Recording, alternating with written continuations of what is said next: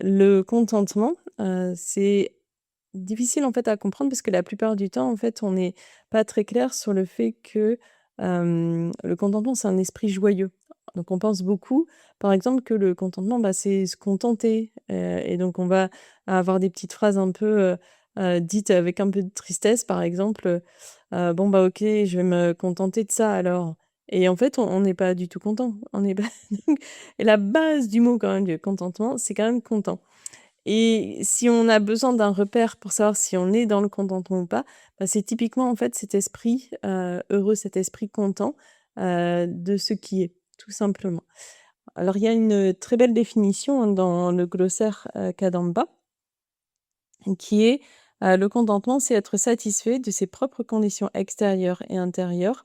en étant motivé par une intention vertueuse. Donc c'est, un esprit de satisfaction vis-à-vis de nos conditions extérieures ou de nos conditions intérieures dans notre cœur, par exemple nos états d'esprit, nos capacités et cetera, et tout ça, en fait, motivé par une bonne intention. Donc il y a une intention vertueuse derrière. Donc c'est pas évident parce qu'on ne sait pas exactement, forcément ce que ça veut dire, en fait, une bonne intention, au départ. Mais ça peut être très simplement, en fait, justement, par exemple, avoir, plus d'espace mental pour les autres, être plus,